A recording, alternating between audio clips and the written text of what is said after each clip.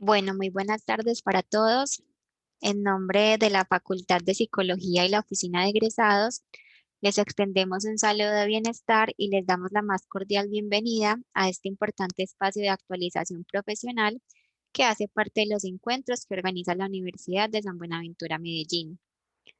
Agradecemos mantener silenciados sus micrófonos y desactivadas sus cámaras para evitar interferencias en la conexión y asimismo durante el encuentro los invito a formular sus preguntas o realizar sus aportes a través del chat. Sin más preámbulo, le doy entonces la bienvenida a Luisa Fernanda Duque, psicóloga, magíster en filosofía y docente investigadora de la Universidad San Buenaventura Medellín. Ella nos estará acompañando esta tarde como facilitadora en el desarrollo de la charla, estrategias para la prevención y atención del acoso sexual. Bienvenida, docente Luisa, tiene usted la palabra. Caterine, muchas gracias por tu presentación y por la invitación a este espacio. Voy entonces a compartir pantalla para iniciar. ¿Me puedes confirmar que ya se esté viendo? Sí, ya se está visualizando. Bueno, muchas gracias. Bueno, feliz tarde para todos y todas. Les agradezco por conectarse el día de hoy para que tratemos este tema que sé que es de mucho interés para personas en sectores educativos, organizacionales, entre otros. El día de hoy les voy a hacer una presentación basada en primer lugar en experiencias que no he tenido de manera individual, sino en conjunto con compañeros y compañeras de la Facultad de Psicología, ya que desde el 2018 en nuestra facultad se creó una comisión para la prevención del acoso sexual, conformado tanto por estudiantes como por docentes, y hemos venido trabajando en diversas acciones de prevención, de atención y acciones también de investigación alrededor de estos temas. Entonces, lo que les voy a presentar está basado en lecturas que hemos hecho de literatura científica sobre estos temas, pero también de esas experiencias que hemos venido teniendo e incluso del trabajo que ha hecho el equipo con auxiliares de investigación, estudiantes de trabajo de grado que nos han acompañado durante estos ya 2 años y medio. El día de hoy entonces seré yo la que presente, pero quiero que se entienda pues que este es un trabajo también de carácter colectivo. Muy bien, ¿qué vamos a hacer el día de hoy? Vamos primero a iniciar con una conceptualización sobre el acoso sexual, porque es necesario pues entender qué es, de qué se trata, cómo se caracteriza, en qué tipo de creencias y actitudes se fundamenta. Después vamos a trabajar estrategias de prevención y por último vamos a hablar de las estrategias de atención. Entonces, sin más preámbulos, empecemos pues por la pregunta fundamental, ¿qué es el acoso sexual?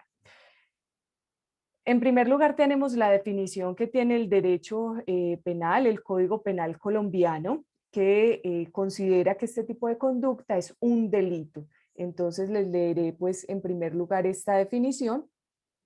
Dice, el que en beneficio suyo o de un tercero y valiéndose de su superioridad manifiesta o relaciones de autoridad o de poder, edad, sexo, posición laboral, social, familiar o económica, acose, persiga, hostigue o asedie física o verbalmente con fines sexuales no consentidos a otra persona, incurrirá en prisión de 1 a 3 años.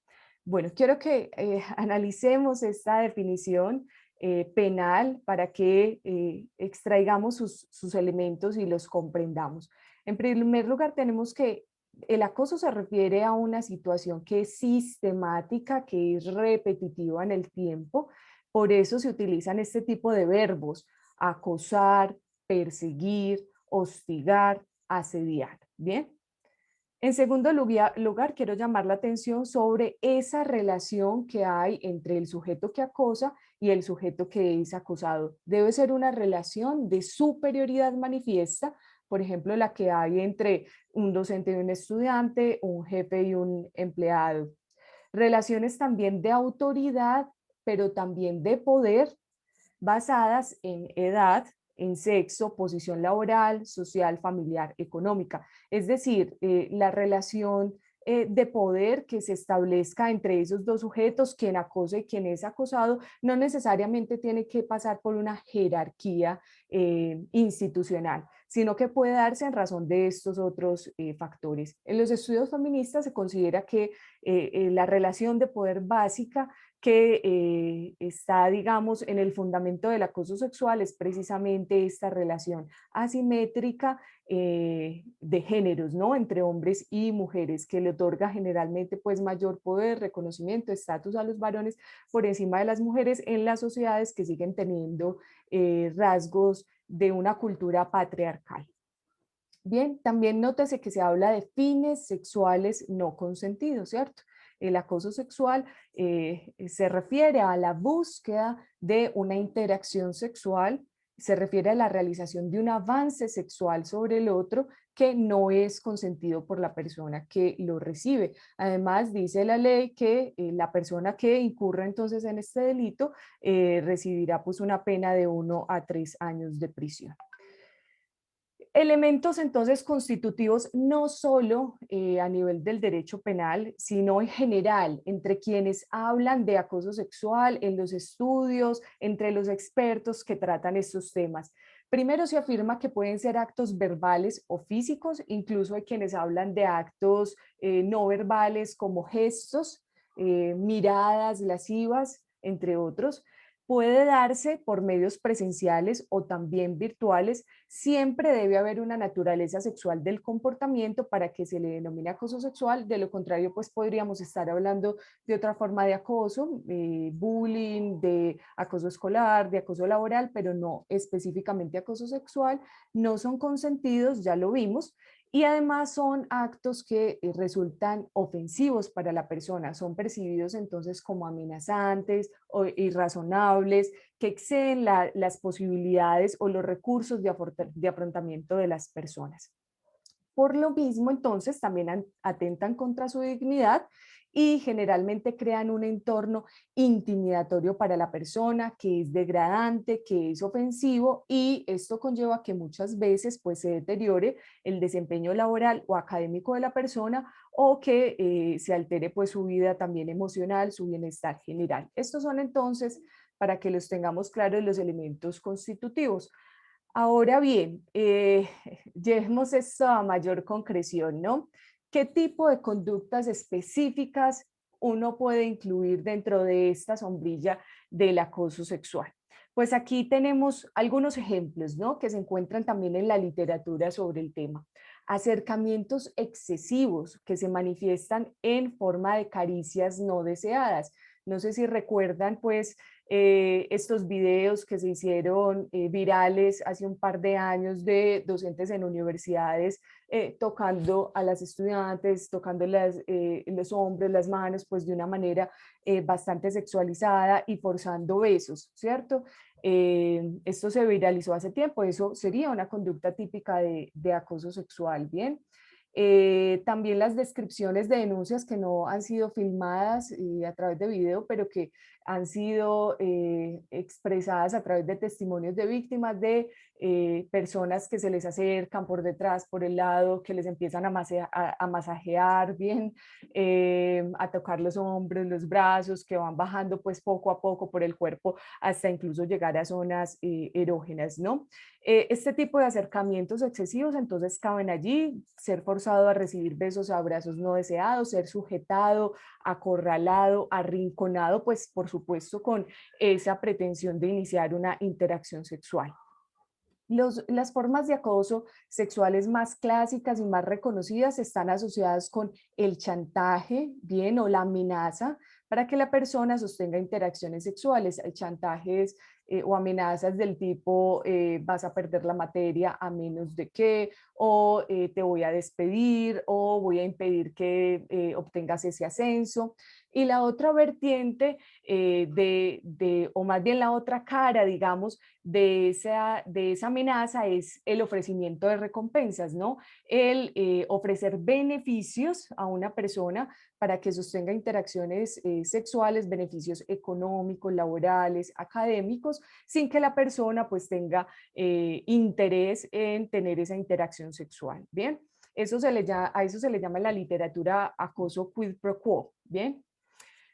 Bueno, invitaciones recurrentes, ¿cierto? Repetitivas a tener contactos sexuales no deseados, ser citado de forma innecesaria en una oficina o en un salón de clase para realizar proposiciones de tipo sexual, solicitudes repetidas de citas, bien, con una connotación sexual, por supuesto, y que la víctima pues ya ha manifestado su no consentimiento, propuestas insistentes para tener contactos sexuales, llamadas telefónicas, mensajes de texto o correos electrónicos no deseados de tipo sexual, uso de las redes sociales para intentar tener algún contacto de tipo sexual o intercambiar mensajes con contenido sexual o pornográfico sin consentimiento.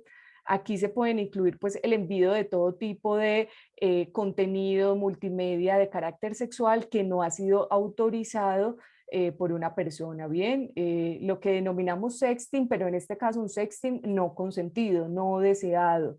Bien, esto también lo podemos considerar como acoso sexual o incluso el uso pues de esta información que un sujeto tenga videos privados de otra persona que, bueno, los adquirió porque fue su pareja, es su pareja o por otro medio y la utilización pues de esos videos como una forma de amenazar o la amenaza con difundir esos videos si la persona no accede a tener encuentros sexuales u otro tipo pues de interacciones erótico-afectivas.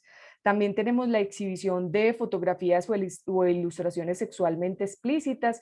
Bien, les acabo de dar el ejemplo pues a través de los entornos digitales, pero realmente pues también esto puede suceder como hemos identificado casos también en los ambientes escolares, ¿no? De manera presencial, bueno, se trata de conductas pues de exhibicionismo o de mostrarle al otro pues pornografía de una manera no consentida, exponerlo pues a ese tipo de estímulos. Preguntas frecuentes sobre la vida sexual de la víctima, pues que no son deseadas, que son salidas de contexto, etcétera, ¿no? Por supuesto, aquí no estamos hablando de conversaciones que se puedan tener acerca de contenidos sexuales con amigos o en ambientes pues que no son intimidantes o amenazadores. Recuerden que todo esto, todas estas conductas que estamos nombrando, tiene que cumplir con las características que vimos anteriormente, ¿cierto? El no consentimiento, que generen esa sensación de amenaza, intimidación, falta de recursos para afrontar la situación en el momento, etcétera. Comentarios acerca del cuerpo o la vida sexual de la persona, ¿cierto? Ese tipo de preguntas invasivas, bueno, y tú eres virgen, cuáles son tus posiciones sexuales favoritas, etcétera, que se hacen fuera de contexto, que le hace un profesor a un estudiante, por ejemplo, en el marco de un examen, ¿cierto? De una actividad de naturaleza estrictamente académica, eso también es considerado acoso sexual. Miradas lascivas y gestos que incomodan, incluso pues les he dicho ya que algunos autores llevan pues la noción de acoso hasta este nivel de lo gestual, donde pues hay mucha relación con lo que se ha denominado tradicionalmente el acoso sexual callejero, pues que frecuentemente vivimos las mujeres en nuestras ciudades. Comentarios obscenos y chistes pues de carácter sexual que generan incomodidad. Bueno, al respecto de esto quiero aclarar un par de cosas. En primer lugar, estas conductas que se mencionan aquí son formas de acoso sexual, sí, pero no son formas exhaustivas, ¿cierto? Sería imposible nombrar absolutamente todas las conductas que podrían ser acoso. Es muy complejo, ¿bien? Porque hay muchas maneras en que el acoso puede ocurrir. Se trata de mirar más bien esos criterios que nombramos al principio para determinar si una conducta es acoso, ¿no? Su naturaleza sexual, su no consentimiento, su, eh, su carácter intimidante, bueno, todo lo que ya nombramos, porque es imposible crear una lista con todos los tipos de acoso sexual. Eso pues no ha sido nunca tampoco una pretensión del equipo de trabajo. En segundo lugar, quisiera plantear que me refiero mucho al ámbito educativo porque es el ámbito en el que he tenido experiencia, ¿cierto? Sobre todo en instituciones de educación superior, no solo en la San Buenaventura, sino en otras instituciones con las que hemos establecido alianzas. Bien, por eso y mis ejemplos proceden sobre todo de ese ámbito, pero el acoso sexual también puede darse, les pido disculpas, también puede darse en otros ámbitos. Por supuesto, existe el ámbito laboral y en la ley 1010 del 2006, que es la ley pues, que regula todo el asunto del acoso laboral, se incluye el acoso laboral de tipo sexual y también la Corte Constitucional, por ejemplo, ha expedido un montón pues, de sentencias que clarifican el asunto del acoso en estos ambientes. Por ejemplo, plantea que para que haya acoso laboral, para que se determine que hay una situación de acoso laboral,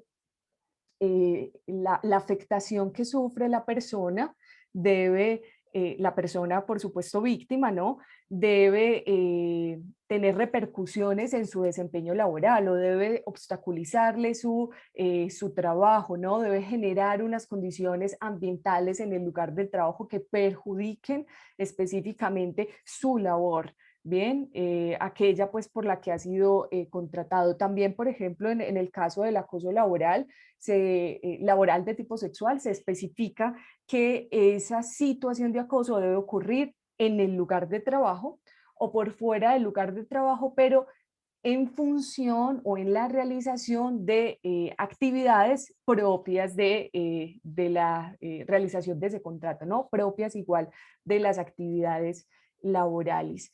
Entonces tiene también sus especificidades, ¿no? El acoso sexual que ocurre en el ámbito laboral, y que seguramente pues tendrá más que ver con, con la regulación del derecho laboral, con los reglamentos internos de trabajo que definen las faltas disciplinarias. Bien, tendríamos que, si nos vamos a lo laboral, hacer un análisis desde las mismas normas que regulan pues ese sector de la actividad humana.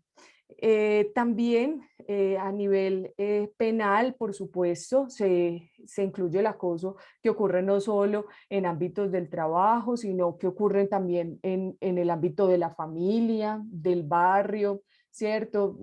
Digamos que el acoso sexual puede ocurrir en todo tipo de escenarios y si tienen la gravedad que indica pues el Código Penal y las sentencias de la Corte Constitucional puede ser considerado como delito. ¿Qué dice al respecto la Corte Constitucional? ¿Cuándo el acoso sexual se vuelve delito? Cuando pues se verifican todas esas condiciones que leímos ahorita, hay una relación de poder, pero además cuando es un acto sistemático, ¿bien? Cuando ocurre de manera repetitiva en el tiempo y genera mortificación en la víctima. Esas son las dos condiciones pues que añade la Corte Constitucional o más bien que especifica la Corte Constitucional para decir que es delito. Tiene que ser sistemático. La Corte no dice por cuánto tiempo, por sistemático, por cuánto, un mes, 3 años, 10 años, no. Tiene que demostrarse que fue un asunto sistemático, repetitivo, insistente y que eso generó mortificación en la víctima. Bien, como ustedes verán, entonces no todas estas formas de acoso sexual que acabamos de nombrar, esas, por ejemplo, miradas lascivas y gestos que incomodan, ese acoso sexual callejero donde nos dicen piropos, entre comillas, que nos incomodan o nos hacen comentarios obscenos, bueno, no necesariamente eso se va a considerar como delito, ¿no? El delito o el ámbito penal es, como dicen nuestros compañeros abogados, la última ratio, ¿no? Es el último lugar al que acudimos, ¿bien? A nivel penal solo se tienen en cuenta esas conductas que son supremamente, pues, graves y que ameritan una pena, por ejemplo, como la de la prisión, ¿no? No quiere decir que el acoso sexual callejero o que el acoso sexual que ocurre en los ámbitos educativos no sea grave, puede ser muy grave y puede dar lugar a un tratamiento penal. pero también existen formas muy leves que no pasan por lo penal, que no pasan por ese ámbito de derecho, del derecho, pero que sí son formas de violencia que afectan a las personas, afectan su vida emocional, afectan su desempeño académico, les obstaculizan tener, por ejemplo, una vida académica satisfactoria porque el estudiante entonces ya no puede tomar las prácticas que quiere porque sabe que se va a encontrar en ese escenario con quien la cosa, o no puede tomar ciertas clases, o no puede pasar por ciertos lugares de la universidad porque teme la incomodidad que esa situación le va a generar. Bueno, y a nivel del trabajo, pues también impide una realización como lo decíamos, efectiva del trabajo, un ambiente laboral, digamos, con bienestar, porque bueno, además estos ambientes laborales donde hay acoso sexual se cargan de hostilidad, ¿no?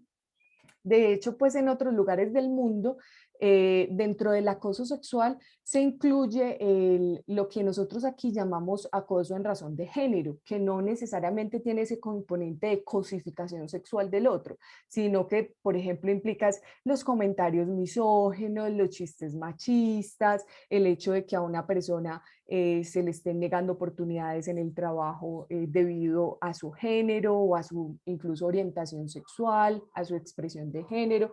Pero bueno, realmente en Colombia, bien, no entendemos de manera tampoco tan amplia el acoso sexual para incluir esas conductas de misoginia no sexuales, ¿cierto? Sino que aquí, como ya pues he repetido, tenemos en cuenta lo que pasa específicamente con connotación sexual, lo que tiene una connotación sexual. Bien, también antes de pasar al otro tema, quisiera señalar que, bueno, realmente los casos de acoso que nosotros hemos identificado en nuestras investigaciones son bastante diversos, ¿bien? Hay situaciones de acoso muy graves, pero que ocurren una sola vez. Por ejemplo, el caso de un chantaje, ¿cierto? Eh, si no sales conmigo, tienes que salir conmigo, ir a mi finca este fin de semana, si no te pongo a perder la materia. Eso es muy grave y el profesor se lo dijo solo una vez, no fue repetitivo, pero eso es muy grave. Es una situación de acoso donde se está instrumentalizando el rol docente, el poder de calificación, el poder de evaluación para conseguir, digamos, un beneficio personal que no es aceptado por la otra persona, que no es deseado por la otra persona. Entonces, hay situaciones de estas muy graves, hay situaciones, por ejemplo, que en otras universidades hemos identificado de personas que se meten a los baños a espiar a las mujeres estudiantes que están en los baños o que las encierran en lugares de la universidad pues e intentan ya empezar a quitarles la ropa o se les tiran a besarlas, bien, lo que ya podría dar paso es a lo que llamamos asalto sexual. Entonces realmente hay situaciones muy graves, pero dentro del acoso sexual también se suelen incluir, y esto pues digamos es normal, es lo que ha generado también el movimiento feminista en su lucha en contra de las violencias de género, una expansión, digamos, del concepto, ¿no? Entonces se suelen incluir también, digamos, estas acciones de supuesta seducción, pero que son intensas, repetitivas, que incomodan, ¿cierto? Esas invitaciones que me invita a salir, me dice que qué cuerpo tan lindo, que no me deja en paz, bien, por redes sociales, de manera presencial, todo el tiempo me está pues hostigando, ¿no? Eso también es acoso sexual, cuando el otro no quiere entender un no e insiste, generando malestar e incomodidad. También tenemos todo el acoso sexual callejero que ya he denominado, que también ocurre incluso dentro de las universidades, ¿bien? O más bien hemos identificado que así como ocurre el acoso sexual callejero en las aceras, en los parques, hay una lógica muy similar incluso en las universidades donde grupitos, ¿cierto? Bandas o convitos pues de, eh, de chicos pues molestan a las compañeras que pasan caminando por el patio, por el corredor, por la piscina, cerca del ascensor, ¿cierto? Haciéndoles comentarios incómodos, sonidos molestos de carácter sexual. Bueno, también tenemos a los que hacen buitreo por redes sociales, entonces toman fotos pues de las personas, fotos muy cosificadoras sexualmente para pedir información privada de las personas y poder contactarlas. O tenemos también esos típicos casos de los que intentan seducir, pero lo hacen de una manera tan torpe, pues no entienden más bien la negativa del otro, ¿cierto? Y persisten, digamos, persisten en ese intento de seducción y en muchas ocasiones confunden, por ejemplo, la amabilidad de una persona a la que están invitando a salir, etcétera, la confunden también con un interés, con una reciprocidad sexual que realmente no existe. Aunque debo decir que estos casos son muy pocos, ¿no? Realmente no podemos decir que la mayoría de situaciones de acoso sexual se deben a un malentendido o a una mala interpretación pues de la amabilidad del otro, no. La mayoría de casos que de hecho nos encontramos, la mayoría de casos que nos encontramos en estas investigaciones sobre acoso tienen que ver pues con conductas más graves. Bien, esto es importante también para entender las formas de prevención porque no podemos hacer lo mismo con un sujeto que es un depredador sexual, ¿cierto? Que, perdone, hay algunos micrófonos encendidos, les pido el favor de que los cierren y les agradezco. No podemos confundir pues aquel sujeto que se cree con derecho a acceder al cuerpo del otro sin su voluntad con un sujeto que bueno, malentiende una situación. Bien, realmente ameritan tratamientos diferentes o no lo podemos tampoco confundir con aquellos casos donde se da ese tipo de acoso callejero que mencionaba ahorita, basado en el poder del grupo, ¿cierto? En la norma social del grupo. Todos mis compañeros lo hacen, todos chiflan, entonces yo también chiflo, ¿cierto? Eso no es lo mismo que el caso pues del depredador sexual que les he mencionado, por eso hablamos de también diferentes estrategias de prevención y diferentes estrategias de atención según sea la situación. Bien, ¿por qué se dice que el acoso sexual es una violencia de género? Bueno, en primer lugar, porque las mujeres realmente son las principales víctimas de acoso sexual, sea en interacciones presenciales como virtuales, y además porque los hombres realmente también son los victimarios más frecuentes. Incluso cuando hay casos de acoso sexual hacia hombres, la mayoría de las veces los acosadores también son hombres. Entonces, digamos que hay una desproporción importante en la prevalencia pues, del acoso por género. Pero más importante que eso, que la cifra, está el hecho de que las investigaciones nos han mostrado de una manera sistemática que el acoso sexual se basa en ideologías sexistas, bien, mejor dicho, en creencias machistas, bien, y también en la perpetuación de roles de género tradicionales. Bueno, voy a introducir de una vez un concepto del que vamos a hablar mucho, eh, es el de la masculinidad hostil, que también se ha denominado masculinidad tóxica, que es una forma de masculinidad que, pues, que no tienen todos los hombres, ¿no? Es un patrón de actitudes que algunos hombres internalizan durante su socialización y que los hacen más propensos pues a realizar conductas de acoso o a tolerar conductas de acoso, ¿no? ¿Por qué se caracteriza esa masculinidad hostil? Hay una serie de rasgos, ¿no? En primer lugar tenemos la cosificación sexual de las mujeres, o sea, el creer que las mujeres son objetos dispuestos para su satisfacción sexual, a los que pueden acceder sin preocuparse mucho por la voluntad o el deseo de esa mujer, ¿bien? Tenemos también una tendencia en estos varones que internalizan esa masculinidad hostil, una tendencia a tratar de buscar la mayor cantidad de parejas sexuales sin vinculación emocional con esas parejas.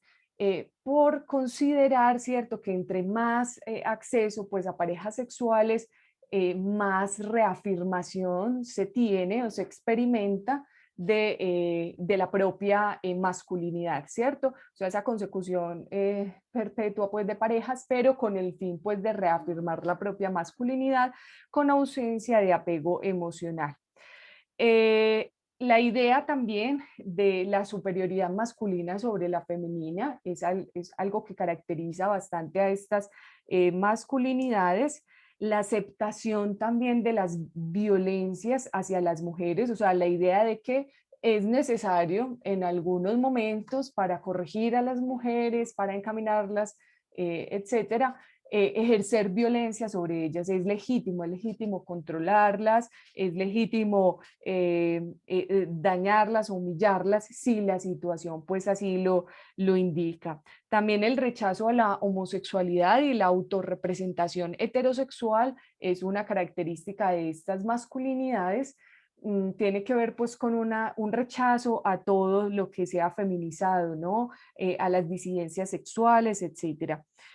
También estos varones manifiestan pues la necesidad de mantener una continua disponibilidad sexual, o sea, ellos se ven a sí mismos como sujetos que tampoco pueden negarse a las oportunidades sexuales, sino que tendrían que responder afirmativamente a las oportunidades sexuales que se les presente. Por eso incluso estos sujetos pueden ser mucho más incluso pueden estar en mucho riesgo de ser acosados, ¿cierto? Porque no conciben que ellos como hombre rechacen las ofertas sexuales que se les aparezcan, así no estén realmente pues interesados, ¿no? También están caracterizados por lo que se denominan los mitos de la violación, ¿cierto? Que son unos mitos que hay en las culturas patriarcales que justifican las violaciones. Bien, por ejemplo, la idea de que cuando una mujer es violada es porque así lo quería y se lo buscó. Bien, la idea de que cierta manera de vestirse de las mujeres invita a la violación y justifica la violación, entre otros, o que las mujeres pues disfrutan realmente las violaciones. Este es otro mito de la violación, se llaman así, se encuentran así en la literatura, mitos sobre la violación, y son creencias pues que pueden tener también estas personas. Una idea de que deben mantener como varones pues un control emocional férreo, de que deben ser autosuficientes, siempre buscar ganar y estar compitiendo con los demás, incluso si eso implica pues asumir riesgos, ¿cierto? Conductas de asunción de riesgos. Bueno, no, no quiere decir que uno encuentre pues personas por allí que cumplan absolutamente con todas estas características, ¿cierto? No necesariamente pueden cumplir con o tener algunas de estas características y no otras. Bien, eso también puede suceder, pero esto que acabo de describir es lo que se denomina pues patrón, en general patrón de masculinidad hegemónica. Miren que he descrito digamos, creencias sexistas, creencias que en nuestra cultura denominamos típicamente machistas, y bajo esas creencias es que realmente muchas personas que acosan realizan su, su conducta de acoso, ¿cierto? Porque creen todo esto que acabo de mencionar, que las mujeres lo quieren, que las mujeres no están liberadas sexualmente, entonces que ellos les van a ayudar a liberarse, ¿cierto? Que las mujeres no pueden expresar su propio deseo sexual, entonces que ellos tienen que, digamos, ayudarles a expresarlo, obligarlas, ¿cierto? Llevarlas pues a una persuasión, pues, pero basada en conductas agresivas. Bien, y los roles de género tradicionales, esto es muy importante, estos roles de género en los que nos han socializado, que nos llevan a entender qué es una mujer, qué es un hombre, cómo se debe comportar una mujer, cómo se debe comportar un hombre, que se asocian también a lo que se llaman los guiones sexuales, ¿cierto? Digamos, estos guiones que uno sigue cuando está teniendo una interacción de seducción, una interacción sexual, según sea hombre o mujer, ¿no? En estos guiones sexuales generalmente pues se ha determinado que los hombres deben actuar en las relaciones heterosexuales, ¿cierto? De todos modos, este es un marco, digamos, limitado. a ese tipo de relaciones, se ha considerado que los hombres son los iniciadores entonces de la actividad sexual, que está bien que los hombres sean persistentes en la búsqueda de esa actividad sexual, y que las mujeres son receptoras de esos avances sexuales, son quienes aceptan o rechazan esas invitaciones, y que las mujeres idealmente deberían resistirse, en primer lugar, resistirse durante un tiempo a esos avances sexuales y después acceder a ellos, ¿no? A esto en la literatura se le conoce como patrón de acoso-resistencia, ¿cierto? Donde los hombres y mujeres se ubican tradicionalmente en un lugar de iniciadores o de receptores, ¿bien? Yo creo que por obvias razones, ¿cierto? Estos patrones, estos guiones sexuales pueden conducir al acoso sexual, ¿cierto? Si yo me creo que yo soy el iniciador, pues, de la actividad sexual, que tengo derecho y hasta el deber de persistir hasta conseguir esa interacción sexual, pues bueno, fácilmente podré terminar realizando conductas de acoso. Otro asunto importante es que en el caso de las mujeres, y esto se estudió muchísimo en los años 60, el acoso sexual suele estar vinculado a la discriminación. Se estudió mucho en ese momento porque, bueno, en la tercera ola del feminismo, por allá en esa década, las mujeres empezaron, alentadas también por este movimiento del feminismo liberal, fueron alentadas pues a vincularse.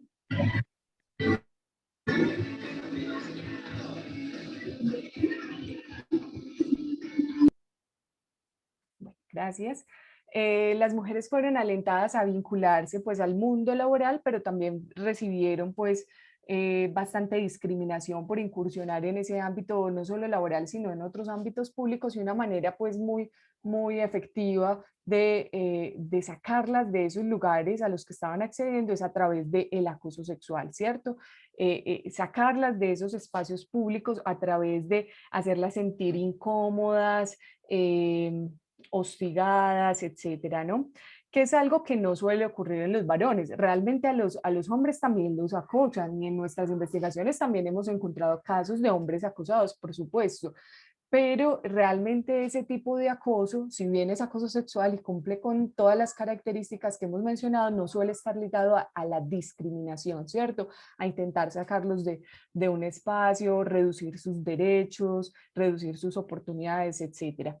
Por todo lo anterior, entonces, se ha considerado que el acoso sexual, cuando se da en esta lógica de violencia de género, no es la mera expresión de un deseo sexual, de un interés sexual, sino que también es un mecanismo de subordinación y de control, ¿cierto? Es una forma de dominación, y en muchas ocasiones, pues, el sujeto que realiza la conducta de acoso, lo que busca, pues, es dominar al otro, ¿cierto? Doblegar la voluntad del otro, ¿no? Siente placer al lograr pues esa subordinación del otro, esa humillación del otro por vía sexual. E incluso en muchos casos también hemos encontrado que las personas que acusan sexualmente también mezclan, digamos, su sexismo con racismo también, o con clasismo, ¿bien? Entonces, a la par que hacen comentarios de acoso sexual pues permanentes, por ejemplo en clase, también hacen comentarios racistas, clasistas, ¿cierto? Humillan a los estudiantes de diversas maneras, no solo pues a nivel sexual. Entonces aquí hay como una combinación pues de sexualidad, pero también de agresividad, de poder, bueno, de poder asimétrico y dañino, ¿no? Se ha documentado evidencia consistente que sugiere una correlación entre masculinidad hostil y actos de agresión sexual. No me voy a detener aquí, pues, porque ya esto lo hablamos, pero también esto es interesante. Las personas que tienen actitudes sexistas, ¿cierto? Que mantienen estas creencias machistas, sean hombres y mujeres, también se ha encontrado que tienen más tolerancia ante el acoso sexual. No les parece tan grave, ¿cierto? Como, ah, ese profesor le dijo eso, su jefe le hace eso, su compañero le, pero eso no es tan grave, usted sí es exagerada, ¿no? No ven la situación pues como grave, como problemática, la toleran, y suelen además también echarle la culpa a la víctima. Seguro que usted pues lo está provocando de alguna manera, esa sería su manera de pensar, ¿no? También se ha documentado que las mujeres tienen un concepto más amplio de acoso sexual que los hombres. y le atribuyen mayor gravedad, ¿cierto? No solo pues hablamos aquí entonces de la importancia de estas creencias machistas para tener un concepto, digamos, limitado del acoso, sino que además en general las mujeres tienden a tener una idea más amplia de lo que es acoso sexual, consideran más conductas como acoso sexual y consideran que estas son más graves pues en comparación con los hombres.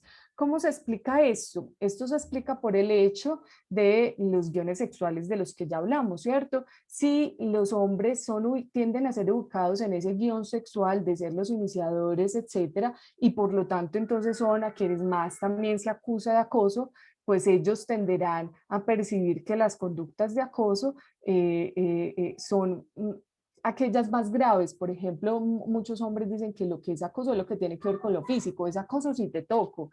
Lo que yo te diga o cómo te mire, eso no puede ser acoso, ¿cierto? Solo se llegan a considerar acoso pues como conductas más bien graves, pero porque ellos están en ese lugar pues típicamente, ¿cierto? Por supuesto, eso no aplica a todos los casos, pero típicamente pues de iniciadores de la actividad sexual. Y hay un asunto allí pues también de la identidad social de hombres y mujeres, ¿cierto? Esa creencia de que pertenecemos al grupo o a la categoría sexual, social, perdón, de las mujeres, o esa creencia de los hombres de que ellos pertenecen al grupo de los hombres, a la categoría social de los hombres, que ellos son hombres junto a muchos otros y que por ser hombres comparten unas características, los hace entonces también defender a su grupo, ¿cierto? Si la mayoría de los hombres son los que realizan este tipo de conductas, también pues van a ser más indulgentes los hombres frente a otros hombres, mientras que las mujeres se tenderán a solidarizar, ¿cierto? Muchas hacia la visión pues de las mujeres que históricamente pues han sido víctimas de estos comportamientos. Esa es pues la explicación que da la teoría de la identidad social para esta percepción diferencial del acoso entre hombres y mujeres. Bueno, ahora sí, después de toda esta conceptualización, que espero que les haya resultado interesante, vamos a entrar a hablar de las estrategias de prevención. Bueno, la más recomendada tiene que ver con acciones educativas o psicoeducativas que lleven a las personas a identificar las violencias basadas en género y a identificar las situaciones de acoso sexual. Bien, estas actividades pueden hacerse tipo charla, como el escenario educativo en el que estamos hoy, pero también se pueden hacer con metodologías más participativas, que son las más recomendadas porque son más efectivas. Bien, yo aquí pongo como ejemplo los talleres, especialmente pues los talleres reflexivos, porque se utilizan en muchos lugares del mundo, pero también porque nos ha dado muy buen resultado donde los hemos implementado, sobre todo pues en contextos universitarios. Nos hemos dado cuenta de que los talleres reflexivos son muy bien acogidos, sobre todo por los estudiantes cuando se realizan en el aula de clase. A los estudiantes este tema les parece interesante, participan, cuentan sus experiencias.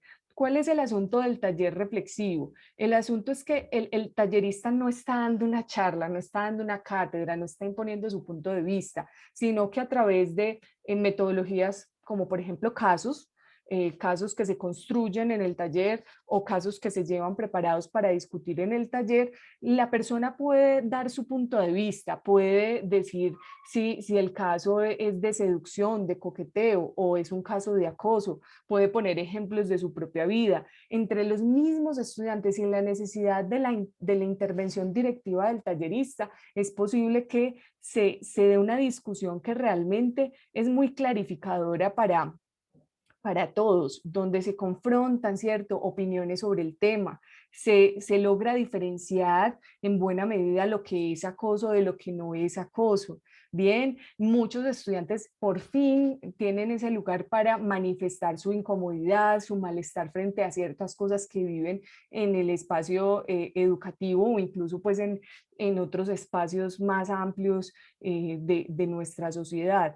Al final de estos talleres hemos recibido tanto quejas, o sea, situaciones de denuncia. Las personas logran pues denunciar por la sensibilización que se genera en esos espacios, logran salir de su lugar de silencio, pero también incluso, esto ha sido muy interesante, algunos estudiantes buscan asesoría porque entonces sienten que se están equivocando entonces en ese acercamiento también que están haciendo con el otro, ¿cierto? Y se acercan a preguntarle al psicólogo, a la psicóloga, al tallerista, bueno, mira, yo estoy haciendo esto, ¿será que eso será equivocado? ¿Será que estoy incomodando al otro? Bueno, generalmente realmente, perdón, se genera una pregunta y un debate interesante pues entre los participantes.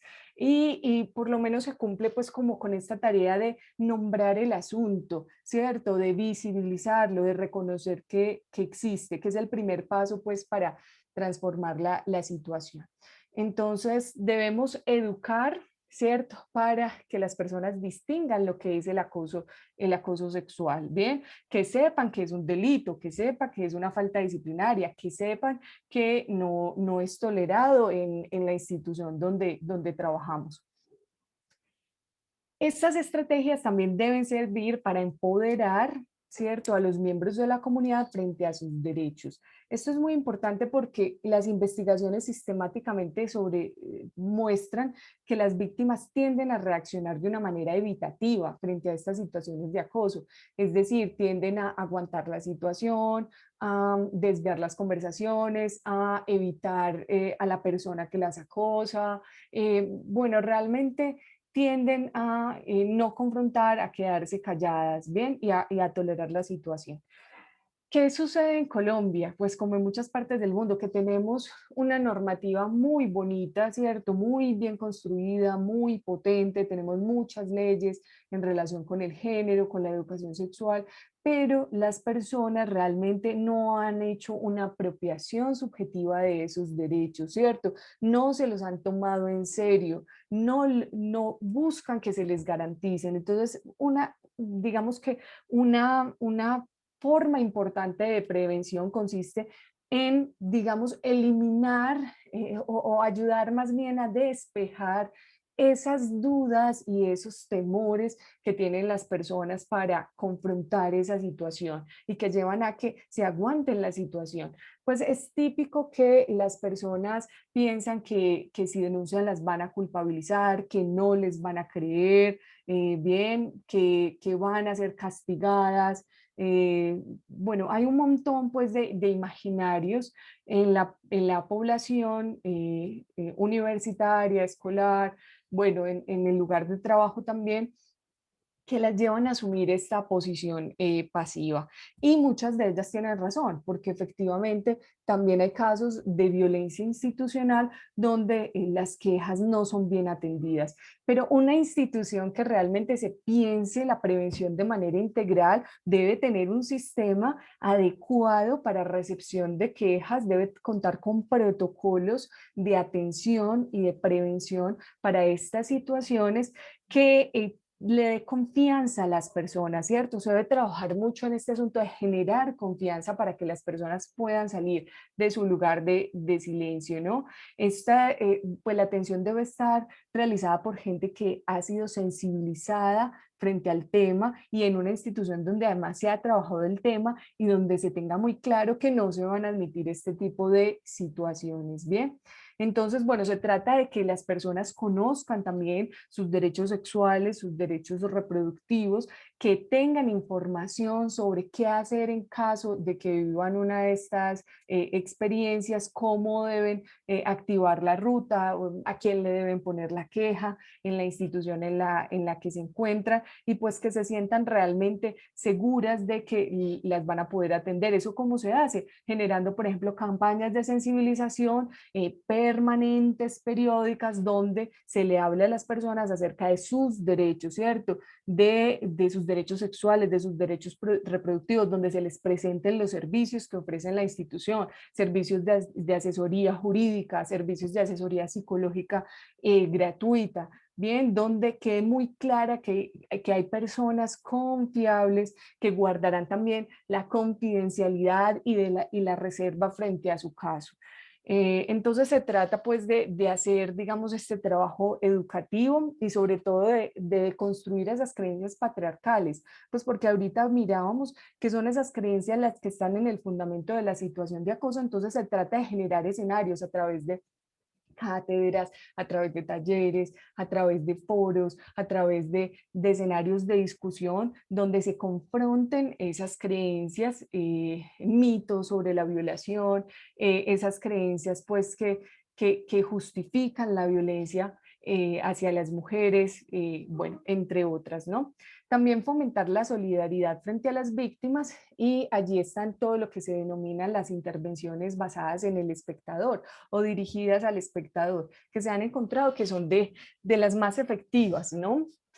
Son intervenciones de carácter grupal que también invitan a las personas a que colectivamente, ¿cierto?, se muestren no tolerantes frente a este tipo de acontecimientos, porque lo que nos pasa y hemos descubierto una y otra vez en los talleres es que muchas veces incluso las estudiantes son acosadas de manera pública, totalmente pública, ¿cierto? Y nadie hace nada o los compañeros hasta se ríen de la situación, ¿no? Reforzando de esta manera, pues, a quien realiza los comentarios, los actos, los chistes, ¿no? Entonces también se trata de crear un ambiente favorable a las víctimas, donde las víctimas sepan que se les va a creer. Lo más recomendado es que, pues según las investigaciones que han mirado la efectividad de estas intervenciones, es que se hagan de manera grupal y en grupos mixtos, ¿cierto? En grupos donde hayan hombres y mujeres, para que todas estas concepciones, prejuicios que tenemos salgan a la luz y se puedan cuestionar, pero incluso también grupos mixtos de docentes y estudiantes, donde se pueda discutir, por ejemplo, cuáles son los límites éticos en esa relación estudiante-docente. Eso es muy interesante, pues, y ha mostrado, pues, buena acogida y efectividad, porque realmente en estas situaciones de acoso hay muchas circunstancias que son borrosas, digámoslo así, donde realmente es difícil determinar que hubo un abuso de poder o es difícil determinar dónde termina la seducción y dónde empieza el acoso. Entonces, digamos que estos espacios conjuntos de discusión sirven también para crear un ambiente institucional donde las personas sepan, ¿cierto?, que esas conductas abusivas no van a pasar desapercibidas.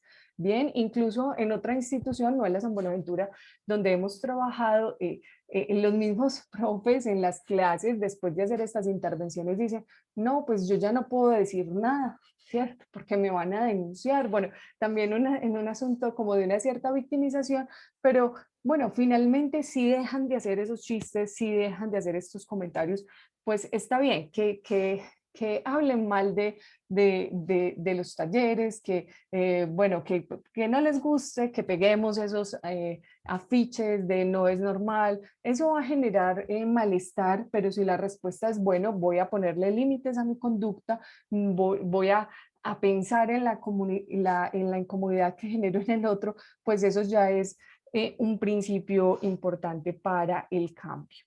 Bueno, lo otro son las políticas de equidad de género en las instituciones. Realmente las intervenciones aisladas son menos efectivas que las intervenciones que se inscriben en todo un marco institucional que pretenda lograr la equidad de género. Sobre esto, pues, hay políticas estatales. Los invito a quienes estén interesados en el tema, sobre todo a nivel educativo, a que lean los lineamientos de educación inclusiva con enfoque de género publicados por el Ministerio de Educación Nacional en el 2018. Allí están, digamos, un montón de estrategias, parámetros que se deben tener en cuenta en educación superior para generar procesos realmente inclusivos para todos. Bien, ya hablamos un poco de estas estrategias de comunicación, sobre todo encaminadas a desnormalizar. Hay una campaña pues muy famosa en Colombia que inició en la Universidad de los Andes y que se ha venido replicando en muchas universidades, que es No es normal, donde con el hashtag No es normal se describen un montón de conductas que ocurren cotidianamente, por ejemplo, en los ámbitos universitarios y que, bueno, las mujeres están diciendo no las queremos, no es normal, ¿cierto? Y que generan también ese ambiente en donde los sujetos empiezan pues a cuestionarse por sus conductas y saben pues que pueden tener entonces consecuencias en caso de continuar, ¿no?, repitiéndolas.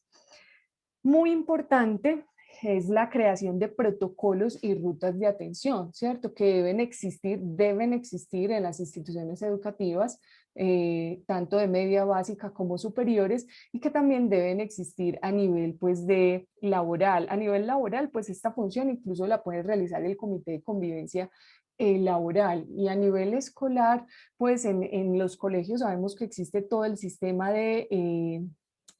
este es el sistema de convivencia integral, el que fue creado por la ley 1620, ¿no? Para trabajar todos los asuntos de acoso escolar, pero también el título de esa ley dice explícitamente o se refiere explícitamente a la educación en derechos sexuales y reproductivos.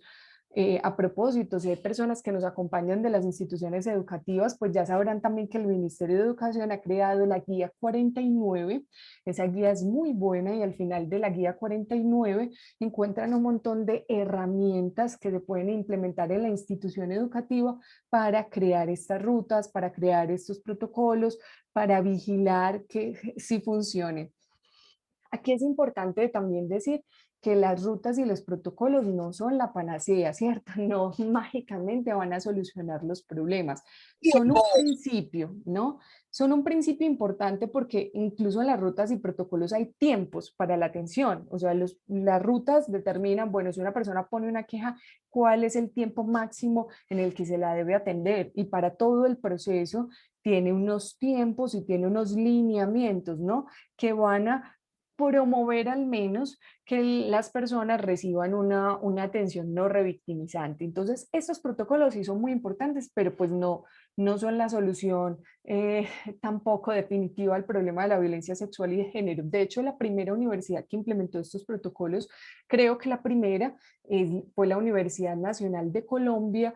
Yo creo que desde el 2016 ellos ya tenían su protocolo y pues el año pasado justamente ya se lanzó un documento que muestra toda la evaluación que se hizo sobre la implementación de ese protocolo. ¿Está funcionando? ¿No está funcionando?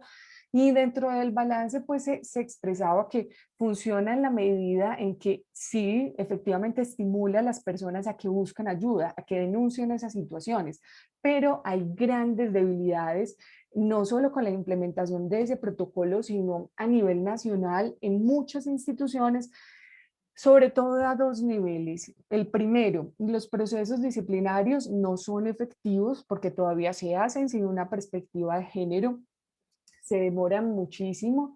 eh, los agresores continúan dando clase y haciendo todas sus actividades mientras se da ese proceso disciplinario. Muchos no terminan en nada, ¿bien? Y además, por otra parte, no hay una atención integral al victimario, ¿cierto? Se piensa bastante en la víctima, que es algo muy, muy positivo, es un gran avance, pero realmente poco se está interviniendo con quien realiza la conducta.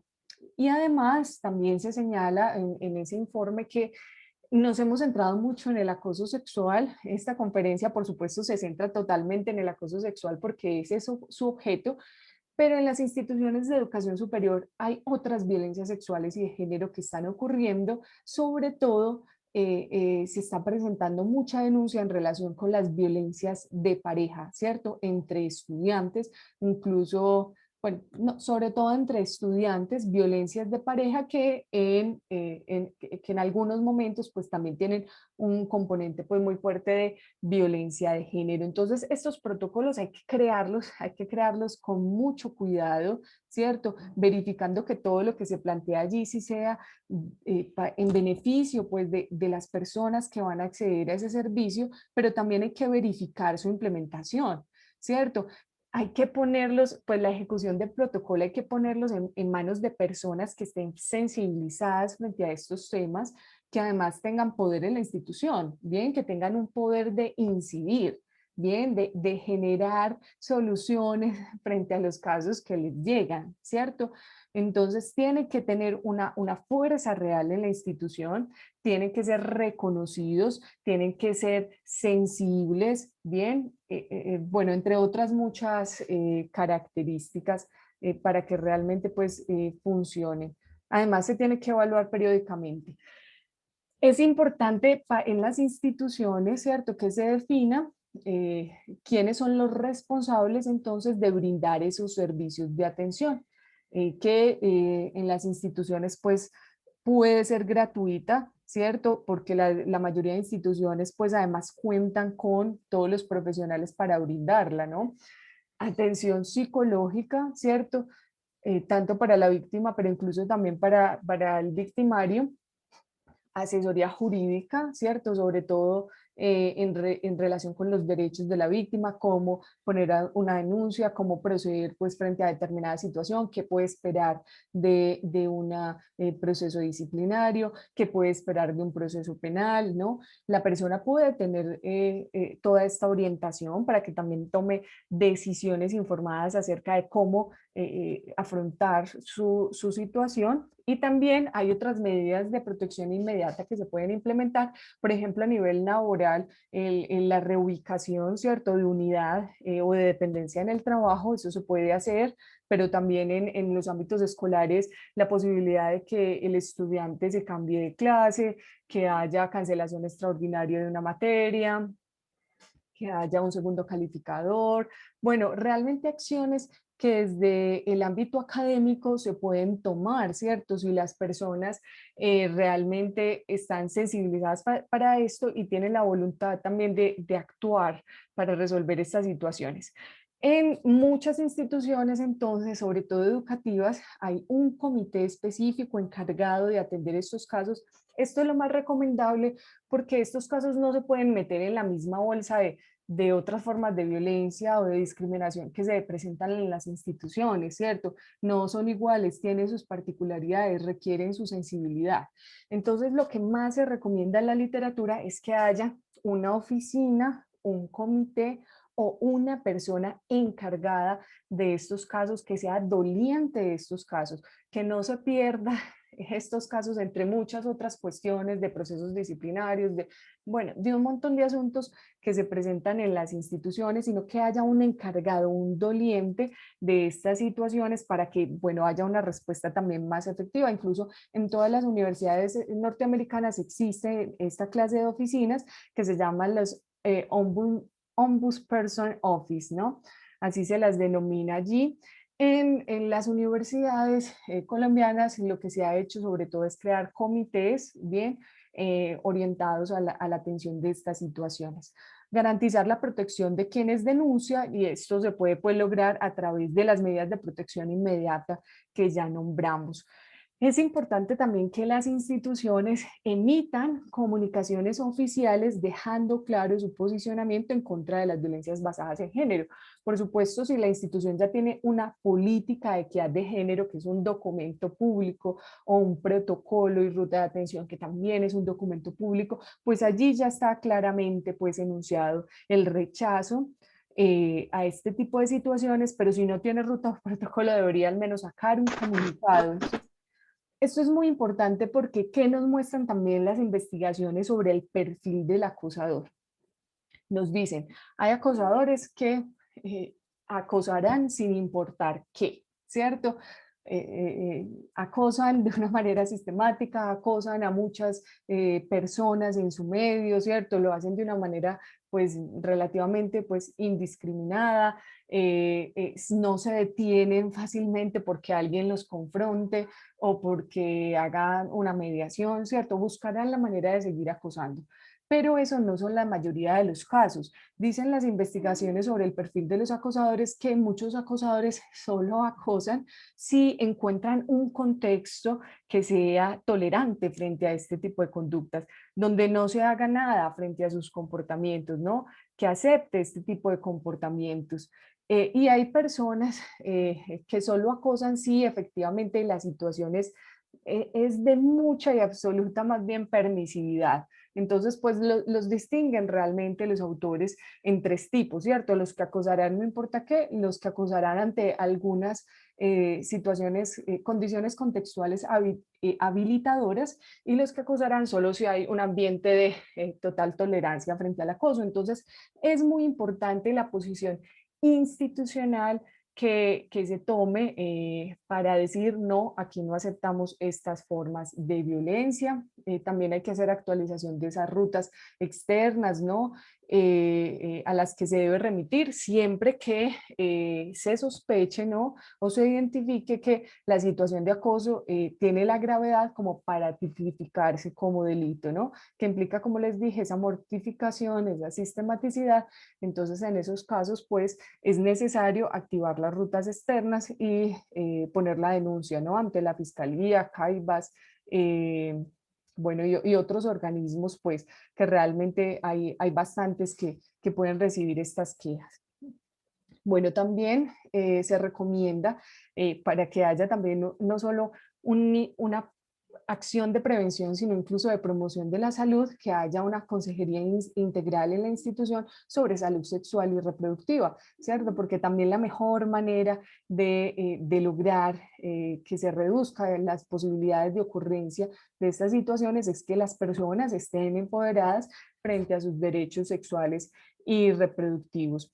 En otras instituciones también se han creado instituciones de pronto que ya se han pensado mucho más este asunto, que tienen los recursos también para ello, que tienen una movilización de base, ¿cierto? De tal vez mujeres que están haciendo esta exigencia. Se han creado los centros de mujeres que no solo trabajan toda esta asesoría sexual y reproductiva en derechos sexuales y reproductivos, sino que también tienen grupos de apoyo. Por ejemplo, aquí en la misma Secretaría de las Mujeres de Medellín hay una estrategia desde hace mucho tiempo de grupos de apoyo para mujeres que han sido víctimas de acoso sexual y otras violencias sexuales, que desarrollan talleres, tertulias, bueno, actividades de escritura, por ejemplo, cursos de autodefensa, entre otros. Y aprovecho pues también para contarles que el Comité COPRESE, que es el comité encargado en la Universidad de San Buenaventura de atender estas situaciones, que se acaba además de crear con el protocolo que se lanzó a finales del año pasado en nuestra universidad, ya se está promoviendo un montón de acciones, entre ellas próximamente Bienestar Institucional y el comité lanzarán entonces un curso de autodefensa, ¿cierto? Dirigida específicamente a mujeres de la universidad interesadas y como una estrategia también de prevención. También están todas las intervenciones dirigidas específicamente a los hombres, que deben buscar cuando hablamos de acoso sexual, que se amplíe un poco el concepto que muchos hombres suelen tener del acoso sexual. Ya les he dicho que en muchos casos se limita lo físico, ¿cierto? Entonces solo se considera como acoso sexual lo muy grave o lo que pasa por tocamientos físicos. Bueno, un poco redundante, pero bueno, se trata entonces de generar espacios de reflexión sobre el acoso que les permita ampliar la mirada. Bien, conocer, aprender el punto de vista del otro, ponerse en el lugar del otro, de la otra que está recibiendo esa insinuación, esa mirada, etcétera. Y también generar reflexiones, esto es central, sobre la diversidad de lo masculino. O sea, si veíamos ahorita que el problema aquí está en esa masculinidad hostil, cargada de todas esas creencias, entonces hay que intervenir sobre esa masculinidad, ¿cierto? Para que los sujetos reflexionen sobre esa idea que tienen de ser hombres. Y esto es muy, muy recomendable que se haga en grupos y que se haga en grupos de hombres. Para eso se han creado los denominados círculos de hombres, bien, que sirve para generar todo este tipo de reflexiones sobre también la carga que genera asumir esa masculinidad hegemónica, los riesgos, ¿cierto?, asociados con esa misma masculinidad hegemónica. Estos grupos son muy efectivos. Bueno, se ha demostrado más bien efectividad de estos grupos porque realmente cuando los hombres están en ese contexto también de hombres, se dan cuenta de que no necesariamente los otros compañeros tienen esas mismas creencias suyas, ¿cierto? Son capaces de ver que la masculinidad o esa idea de masculinidad que tienen no es la única posible, bien, y que hay otros hombres que vivencian otra manera de ser hombres, ¿cierto? A eso se llama, por aquí más adelante lo tengo, intervenciones basadas en la norma, ¿cierto? Para los sujetos a veces Eso también está pues basado en investigaciones sobre el tema. A veces es más importante lo que piensen los otros sobre sus conductas sexuales y conductas incluso de violencia sexual que lo que piensen ellos mismos, ¿cierto? Se ha encontrado eso en las investigaciones. Le doy más importancia a si los otros hombres rechazan o aceptan la violación, el acoso sexual, así yo mismo pues creo que eso está mal, es incorrecto o es adecuado, ¿bien? Entonces, lo que se plantea en estas intervenciones es que se utilice el grupo, ¿cierto?, como escenario de cambio, como escenario de transformación en la medida en que se presenten otras versiones de la masculinidad, en la medida en que el sujeto pueda asumir otras normas también sociales de masculinidad, ¿cierto? Eso es lo que se busca muchas veces en los círculos de hombres. También otra estrategia de prevención importante es la detección temprana de las violencias y del acoso. Esto se puede hacer con diagnósticos periódicos, ¿no? En las instituciones que se realicen cada 2, cada 5 años, ¿cierto? Para mirar cómo está la situación, identificar poblaciones de riesgo con las que habría que hacer una intervención focalizada, pues lo que siempre se hace pues a nivel de prevención. Y también propiamente investigación científica sobre estos asuntos, no solo investigación para detectar casos, sino también para comprender con mayor profundidad este tipo de violencia, las reacciones de las víctimas, las prácticas de consentimiento sexual. Bueno, allí hay demasiadas cosas interesantes por explorar, estudiar, discutir. Algo que también se recomienda es que se definan claramente las sanciones que tendrán las personas que incurran en actos de violencia de género, ¿no? Esto también ha sido de lo más problemático en Colombia porque a pesar de que ha habido insistencia para que se cambien los reglamentos en muchas instituciones, bueno, no han sido efectivas esas demandas y todavía no es muy claro, ¿cierto?, qué tipo de sanciones se deben aplicar a personas que realicen, por ejemplo, actos de acoso sexual, ¿no? Otras instituciones no solo han optado por establecer sanciones, sino por crear códigos de ética, que no tienen pues como ese carácter asociado punitivo, sino que determinan, digamos, o establecen un código de comportamiento en la institución, ¿cierto? ¿Cómo se espera que se comporten las personas que pertenecen a la organización? Eh, por ejemplo, en relación, esto es muy interesante en relación a las relaciones estudiantes-docentes, ¿cierto? En Colombia ya hay pues unos precedentes por ejemplo, sanciones de la Procuraduría a docentes de colegios que han establecido relaciones sexuales de pareja con estudiantes de colegio, ¿cierto? Menores de edad. En Colombia no existe algo así, pues para el caso, por ejemplo, de los docentes universitarios. En muchas universidades norteamericanas y en otros lugares del mundo, este tipo de relaciones sexuales, afectivas están prohibidas, pero en Colombia no, ¿cierto?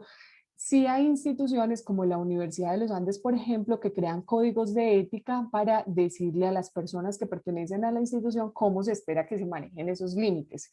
Bien, esa es también otra alternativa para generar ese ambiente, que es lo que he insistido a nivel de la prevención, no generar un ambiente institucional que haga que las personas se sientan cómodas para denunciar, pero que también sientan, que todos sepan que esos comportamientos no son normales y que no son aceptables. Bueno, otra gran alternativa de prevención e incluso atención es el entrenamiento en consentimiento sexual, ¿cierto? Que implica enseñarles a las personas, también en un formato generalmente grupal, a desarrollar prácticas de consentimiento saludable, ¿no? ¿Qué es el consentimiento sexual? El consentimiento sexual es el acuerdo de voluntades, ¿cierto?, entre personas para tener algún tipo de actividad sexual, ¿cierto? Es un ponerse de acuerdo de manera libre y voluntaria para tener algún tipo de interacción sexual. Pues bueno, se ha visto que el gran problema de del acoso sexual o también uno de los factores que está a la base es que no hay buenas prácticas de consentimiento sexual. Vivimos todavía pegados de ese refrán que dice que el que calla otorga. Entonces, si se quedó callado es porque está diciendo que sí. No pensamos si el otro quiere o no quiere, pues en muchas ocasiones esa es pues la premisa que hay en el acoso sexual, ¿bien? Entonces se trata de enseñarles a las personas, hombres o mujeres, a tener prácticas de consentimiento sexual saludables, que pasan, ¿por qué? Por la comunicación, con aprender a leer si el otro está consintiendo o no consintiendo, a preguntarle al otro si consiente o no consiente. Esto es muy interesante porque la mayoría de las personas no se ven haciendo esto, se les dificulta ponerse en ese lugar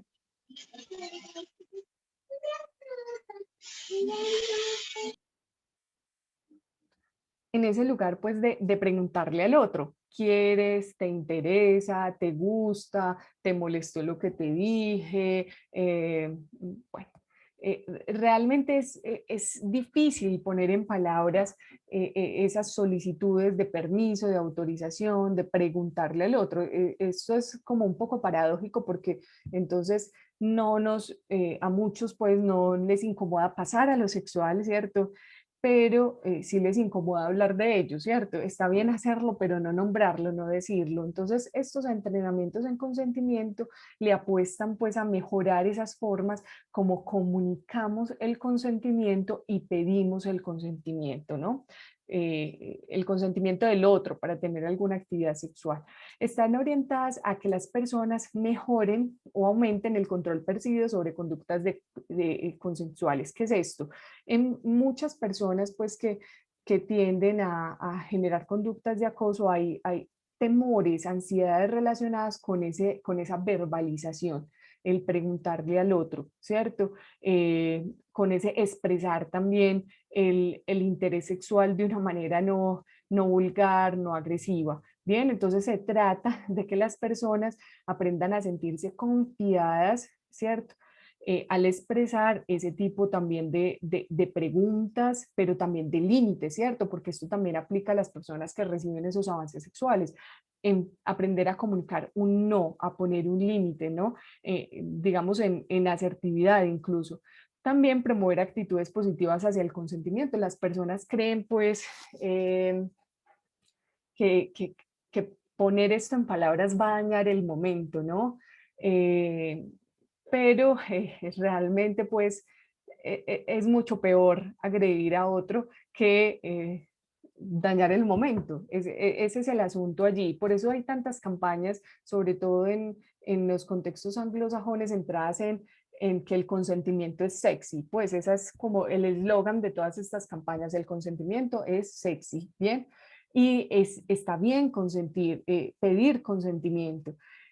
También, por supuesto, lo que ya hemos hablado, todas las intervenciones orientadas a cambiar las actitudes de masculinidad hostil y las intervenciones basadas en normas subjetivas, de esto ya también hablamos, son esas intervenciones con grupos de hombres para que, bueno, no tienen que ser solo con grupos de hombres, pero típicamente ha sido así, para que cambien pues esas ideas que tienen acerca de lo que es el comportamiento ideal masculino y que muchas veces pues pasa por la aceptación de la violencia, como ya hemos dicho. A nivel mundial, ¿qué es lo que se está promoviendo a nivel de este entrenamiento? Primero, lo que se denomina el consentimiento sexual afirmativo. Es decir, antes, hace unas cuantas décadas, se nos estaba pues insistiendo a través de un montón de campañas en que el no es no, ¿cierto? Hay que respetar el no. Cuando el otro me dice que no, me debo detener, debo aceptar el límite que me pone, no es no. Recientemente se ha dado un viraje hacia el sí es sí, ¿cierto? Más que mirar si el otro me dice que no, o si se queda callado, lo que se promueve ahora con estas prácticas de consentimiento es que quien inicia una interacción sexual debe obtener o tiene incluso la responsabilidad de obtener activamente el consentimiento del otro, o sea, verificar que el otro sí quiera, si está interesado, que de una manera incluso explícita, verbal, le diga que sí. Entonces no es tanto aprender a respetar el no, por supuesto hay que respetar el no, pero también el sujeto tiene que aprender a verificar que haya un sí, ¿cierto? Un sí de parte de ese con quien quiere tener una interacción sexual. A eso es a lo que se le llama el consentimiento afirmativo. De hecho, en California, California en Estados Unidos fue el primer estado en legislar sobre el consentimiento afirmativo y decir, ojo, que el responsable de verificar que haya consentimiento sexual no es quien recibe la conducta, quien recibe la invitación a tener algo sexual, no es quien tiene la responsabilidad de consentir o no consentir. La responsabilidad está puesta en la persona que inicia el comportamiento. Es esa persona que inicia el comportamiento quien debe verificar que el otro, si esté dispuesto, si tenga deseo, si esté actuando de manera libre, de manera voluntaria, de manera consciente. Bien, esto es muy importante, sobre todo cuando estamos en relaciones jerárquicas, ¿cierto? Relaciones, por ejemplo, sexuales entre docentes y estudiantes pues mayores de edad, universitarios, jefes y empleados, ¿no? Donde el consentimiento de la persona, pues de los dos involucrados, pero sobre todo, pues si quien recibe el avance sexual es la persona que se ubica en ese lugar de menor poder, digamos que esa persona no es la máxima responsable de emitir un consentimiento, sino que el máximo responsable es quien está en el lugar de poder, ¿no? A ese le corresponde esa responsabilidad de verificar que el otro sí esté actuando de manera libre, voluntaria, con deseo, de manera consciente.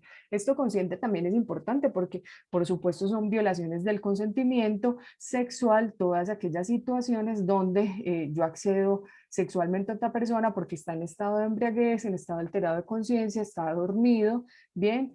Todas esas situaciones implican una violación del consentimiento sexual y por lo tanto se convierten en violencias sexuales. Incluso hay algunos que dicen que estas campañas de prevención no solo deben, digamos, orientarse al consentimiento afirmativo, sino que además deben orientarse a algo que se está llamando el consentimiento entusiasta. Bien, ¿qué es el consentimiento entusiasta? Es ese acuerdo, esa manifestación de voluntad, pero que demuestra deseo, ¿cierto? Porque puede que el otro me diga que sí, ¿cierto? ¿Quieres tener una relación sexual? Sí, pero que me diga ese sí sin ningún deseo, ¿cierto? Sin mostrar ningún entusiasmo, interés, ¿bien? ¿Por qué se ha llegado a decir que más allá del consentimiento afirmativo está el entusiasta? Porque hay una diferencia entre desear una relación sexual y consentir una relación sexual. Muchas personas consienten tener relaciones sexuales por miedo o porque mi pareja no me deje o porque creo que tener relaciones sexuales, por ejemplo, con mi pareja va a garantizar que mi pareja me sea fiel. O sea, hay muchas razones por las cuales las personas consienten tener relaciones sexuales sin verdaderamente desearlas, ¿cierto? Eh, Quienes proponen esto del consentimiento entusiasta plantean que hay una necesidad de respetar la libertad e integridad sexual de las personas que va mucho más allá de verificar que digan sí o no, ¿cierto? Sino que implican que ese sujeto en el desarrollo de su libertad sexual además manifieste un deseo real pues de tener esa relación. Bien, estrategias alternativas para, sobre todo, intervenir con las personas que realizan acoso.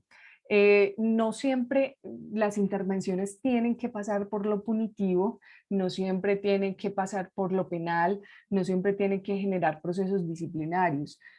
Según la gravedad del caso, también es posible hacer otro tipo de intervenciones no punitivas, llamadas alternativas. Algunos lo llaman intervenciones psicopedagógicas alternativas, otros lo llaman mediación, que implica sentarse con el sujeto del cual hay quejas, bien, que se siente con el sujeto una persona capacitada en estos temas de género, una persona que además tenga autoridad en la institución para establecer un compromiso con esa persona. Pues primero hablar sobre lo que está sucediendo, hablar sobre las quejas, verificar pues cuál es el punto de vista de la persona que está siendo acusada de estos comportamientos y establecer un compromiso pedagógico de modo que la situación no se siga repitiendo. ¿Esto es efectivo? Sí, sí puede ser efectivo, sobre todo pues con esos tipos pues de personas que realizan en algún momento conductas de acoso, pero que no son depredadores sexuales ni mucho menos, ¿cierto? Sino que lo hacen más en función de esos roles de género que han internalizado y que pueden también limitar en el contexto laboral, en el contexto académico. Estas intervenciones las hemos hecho en la universidad y hasta donde sabemos, pues han sido efectivas. También está la formación en perspectiva de género, que la persona que esté realizando estos conductos de acoso tome cursos en género, en violencia de género, o sea, se forme también, incluso teóricamente, experiencialmente en el tema. Atención psicoterapéutica. Ustedes se preguntarán, ¿esto funciona? La atención psicoterapéutica con los victimarios. Hay evidencia de que funciona, incluso pues con hombres maltratadores de su pareja, etcétera, pero también hay unas condiciones particulares, ¿no? No funciona en todos los casos. Se ha planteado, pues en las investigaciones que he revisado hasta ahora, que funciona sobre todo cuando este hombre eh, tiene realmente un deseo de cambiar, ¿cierto? Entra al proceso psicoterapéutico con un interés real, genuino, no porque lo están obligando, ¿cierto? Sino por un interés real, genuino de modificar su comportamiento. La participación en círculos de hombre de la que ya hemos hablado, ofrecimiento de disculpas, que puede ser ofrecimiento de disculpas a la víctima, ¿cierto? A través de una carta, a través de una comunicación pública y otras maneras, ¿cierto? Como ven, son estrategias típicas de lo que se llama mediación. Bueno, otra cosa importante para la prevención y para todas estas acciones es que las instituciones se articulen con los grupos de base que están interesados en que estas situaciones mejoren, ¿no? Que se articulen con los movimientos estudiantiles, con las colectivas de mujeres, ¿cierto? Con las acciones colectivas feministas, bien, que están teniendo además tanto protagonismo, sobre todo en los ámbitos educativos. Bueno, se trata de que la institución no mire, ¿cierto?, con miedo, con desconfianza la acción de estos grupos, sino que los aprovechen incluso para articular acciones que tengan músculo, poder, ¿no? Que estén basadas en el empoderamiento de las mismas mujeres para tener incidencia. Bueno, quiero decir que realmente las instituciones que conozco, muchas veces los procesos disciplinarios no funcionan, ¿cierto? No hay garantía de que funcionen, pero lo que más ha funcionado, pues por lo que hemos podido constatar es esto, cuando hay realmente un movimiento de mujeres que colectivamente hacen exigencias, hacen demandas a la institución, se involucran en la creación de los protocolos, de las rutas, generan campañas, generan eventos, generan espacios hechos por estudiantes para otros estudiantes. Entonces, digamos que hay que ayudar a fortalecer incluso estos colectivos de mujeres con los recursos que tenga la misma institución. Bien, bueno, creo que ya se me está acabando el tiempo, pero voy a dejar los últimos 10 minutos para hablar sobre la perspectiva de género en la atención de violencias sexuales. Bien, es importante que quienes realicen esta atención tengan una perspectiva de género que reconozca que existen asimetrías de poder entre hombres y mujeres, que sepan, ¿cierto?, que hay ideologías sexistas, ¿cierto? Prejuicios, estereotipos sobre las personas en función de su género que están a la base de estas violencias y que puedan hacer una lectura de género en este tipo de situaciones. Eso facilita que no haya revictimización de las personas. Bien, además, pues se viene planteando que es importante que haya también una atención diferencial, una perspectiva interseccional, o sea, que se reconozca incluso la vulnerabilidad de las personas en razón no solo de su género, sino también de su raza, etnia, nivel económico, edad, bien, que se tengan en cuenta todos esos factores para hacer una atención correcta. ¿Qué es lo que se busca con este tipo de atenciones? Que no haya daño, ¿cierto? Cuando se realizan acciones con daño en la atención de casos de acoso sexual, cuando obligan a la víctima a contar 10.000 veces lo que le pasó, ¿cierto? Tiene que ir a esta oficina, después tiene que ir donde ese, le tiene que contar a todo el mundo lo que le pasó, porque la mandan de oficina en oficina, ¿cierto? La misma narración repetitiva de esos hechos es revictimizante, ¿cierto? Obliga a la persona a revivir la situación. Exigencia de pruebas al momento de la recepción del caso, ¿cierto? Cuando la persona va a contar su historia, lo que hay que hacer es escucharla. El proceso de investigación y el proceso disciplinario se realizará después. En el momento mismo no hay que exigirle pruebas a la persona. Forzar procesos de conciliación, el llamado careo o esa confrontación pues directa con el agresor, eso está prohibido en los estándares internacionales de atención a violencias sexuales de género y de género. Se puede hacer solo si la víctima lo acepta, lo desea hacer, pero no se debe forzar ninguno de estos espacios de conciliación. Como que quienes reciban el caso se muestren indiferentes o incrédulos, ¿cierto? En vez de recibir el caso, ¿cierto? Escuchando todo lo que tenga que decir la persona, restarle importancia a lo sucedido, ¿cierto? Minimizar los sentimientos y la afectación que siente la víctima, retardar injustificadamente la atención, también es una forma de revictimizar. Por eso es tan importante que en los protocolos y rutas haya tiempos para la atención, ¿cierto? Esos pasos se deben seguir con unos tiempos para evitar que los procesos duren 2, 3, 4 años, pues cuando la persona ya ni siquiera está en la institución y todavía el caso pues sin resolverse. Culpabilizar a la víctima, ¿cierto? Que es la forma de revictimización tal vez más cruda, ¿no? Donde se le echa a la persona la culpa de lo que le pasó. Y esto se hace no de manera directa, sino a través de las mismas preguntas, ¿cierto? Que llevan a pensar a esa víctima que hizo algo para provocar la situación. Bueno, otra forma de revictimizar es no investigar, ¿cierto? Investigar con esos procesos con demoras injustificadas, que es lo que muchas veces hacen las instituciones como para frenar estos casos, es pasárselos de oficina en oficina, nunca darles resolución, eh, o demorarse, no responderle a la víctima hasta que la víctima pues se cansa y deja las cosas así. Falta de exhaustividad en el análisis de las pruebas. Ahorita hablamos un poco más de eso.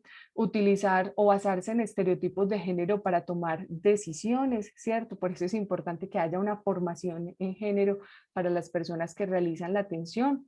Intromisiones indebidas en la intimidad de la persona, ¿cierto? Por ejemplo, realizando exámenes físicos o psicológicos que son innecesarios para el caso.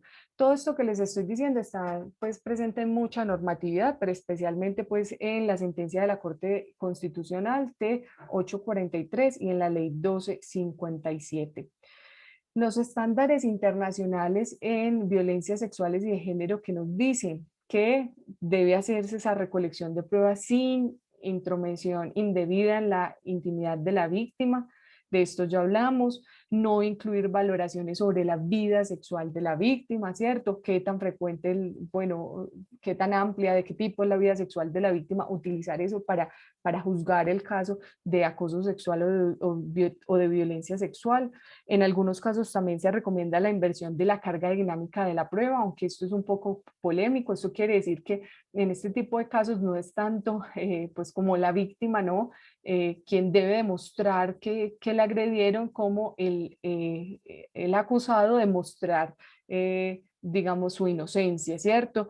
Entonces, bueno, se trata de también quitarle a la víctima toda la responsabilidad pues de demostrar que fue acosada, cuando en muchos casos pues no hay pruebas pues tan tangibles o lo que llaman pruebas directas los compañeros y compañeras abogados. No se puede desestimar la denuncia por no haber evidencia física de la agresión, pues de hecho el acoso sexual rara vez deja evidencias físicas. Quienes realizan la atención deben estar informados en enfoque de género, se deben tener en cuenta las normas colombianas para la atención en salud para víctimas de violencia sexual, sobre todo, por ejemplo, cuando hay casos de acceso carnal violento, donde las víctimas tienen derecho pues a pruebas de embarazo, a medicamentos que previenen enfermedades de transmisión sexual, a la recolección pues de las pruebas a través del examen médico legal. Bien, todo esto se debe garantizar, y si pues hay un caso de acceso carnal violento que nos llega y que acaba pues de ocurrir, inmediatamente puedes activar código fucsia y llevar pues a la persona a un lugar, a una institución de salud para que sea atendida en el servicio de emergencia, ¿cierto? Y que se pueda iniciar a partir de allí todo el proceso.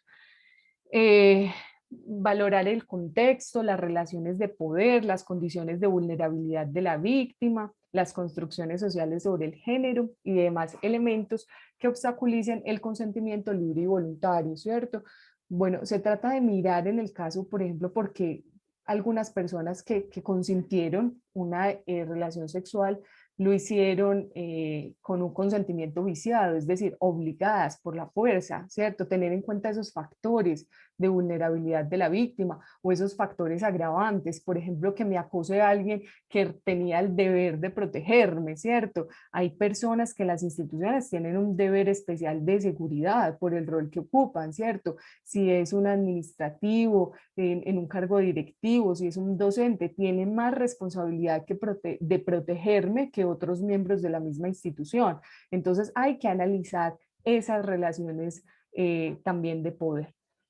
Bien, ya a nivel de los protocolos clínicos, y con esto sí termino para que le demos paso a algunas preguntas, a nivel de los protocolos clínicos para la atención psicoterapéutica a víctimas de acoso sexual, les recomiendo un libro, el libro de Lynn Hart. Ella es la autora que me parece que mejor trata estos temas de protocolos clínicos. Tiene un libro completo sobre aspectos clínicos en el tratamiento del acoso sexual y la discriminación por género, lo encuentran en internet. Este libro, pues, paso a paso detalla el cómo debe ser la atención a la víctima, ¿cierto? Y hay por lo menos unas fases que se deben tener en cuenta. La primera es que con la víctima primero debemos hacer generalmente una intervención en crisis y un proceso de construcción de una alianza terapéutica fuerte, ¿cierto? Donde la víctima sienta confianza en el terapeuta, que la víctima también pueda controlar, digamos, esos síntomas de ansiedad, de depresión que la pueden asaltar en ese momento, pues, tan agudo donde la persona apenas llega a pedir ayuda. Entonces, primero se trata de ayudar a estabilizar a la persona a ese nivel emocional y a generarle un espacio que le dé mucha confianza, ¿cierto? Generar esa confianza con el terapeuta antes de empezar a sugerir intervenciones, empezar a sugerir procesos disciplinarios, penales, etcétera, ¿cierto? Se trata muchas veces desde construir ese vínculo de confianza y estabilizar a la persona, ¿no? Después sí se recomienda la formulación de un plan de acción efectivo, ¿cierto? Donde el terapeuta no es el que le dice a su paciente, ¿cierto? Paso a paso qué es lo que tiene que hacer, sino que le ayuda a la persona a pensar qué debe hacer, qué es lo más conveniente para su salud mental, para su seguridad, de acuerdo al contexto en el que esté, ¿cierto? Evaluando las condiciones contextuales, los factores de protección, los recursos de que disponga la persona, el tipo de institución en el que le está sucediendo el acoso, ¿no? Y finalmente, pues de acompañar a la persona en la realización de ese plan, en llevar ese plan a cabo, ir evaluando, digamos, la evolución de ese plan, se llega a un proceso de recuperación y finalmente cierre. Para ese plan de acción, entonces, ¿qué se hace con la persona? Revisar los mecanismos de afrontamiento que está utilizando, bien, y verificar que si hay respuestas que son inapropiadas, que están perpetuando la situación de acoso, bien, que no son, digamos, las mejores para la salud mental de la persona, pues desaconsejar esas respuestas, revisar todas las opciones posibles para la resolución de la situación, porque hay respuestas que implican medios legales, hay respuestas que implican medios indirectos, como buscar a otra persona que me ayude a mediar la situación con el agresor, hay respuestas directas de confrontación con el agresor, hay respuestas directas verbales, hay respuestas directas escritas, incluso en este libro ustedes pueden encontrar un modelo de carta que una víctima le escribe al acosador, bien, indicándole todo lo que le produce la situación y pidiéndole de una manera muy asertiva lo que desea, ¿cierto? Poner un límite, detener cierto tipo de conductas, etcétera. ¿Cierto? Hasta eso encuentran en el libro. Entonces, si analizan todas las posibilidades, los pros, los contras de esas posibilidades y se eligen las opciones que mejor se adaptan a las propias necesidades y objetivos de la víctima y siempre pues que sean realistas. Bien, en la literatura generalmente se recomienda denuncia y confrontación, pero ¿qué nos dice esta autora? Que no siempre la denuncia y la confrontación son las mejores vías, ¿cierto? A veces una víctima se beneficia más de empezar a participar en colectivos feministas, ¿cierto? Que de ir a hacer una denuncia. Bien, entonces hay que mirar realmente el caso con las opciones reales que tiene la persona para ayudarle a identificar lo que es mejor para ella en su momento, en el momento de su ciclo vital, con sus condiciones de salud mental, etcétera.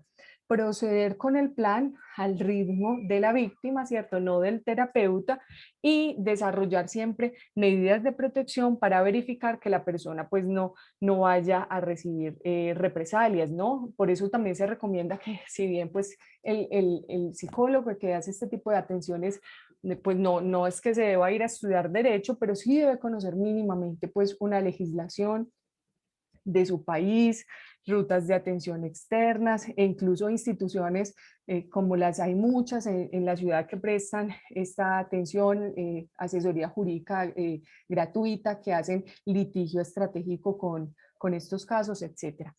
Bueno, les agradezco muchísimo su paciencia por escuchar pues esta intervención, su atención y entonces creo que podemos cerrar el espacio con algunas preguntas.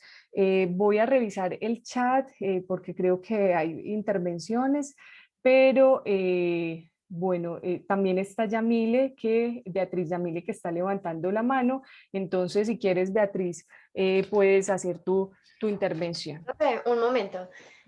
Bueno, a partir de ese momento abrimos el espacio de preguntas y los invitamos a levantar la mano para hacerles la palabra en orden o escribir por el chat y nosotros le leeremos a la docente las preguntas.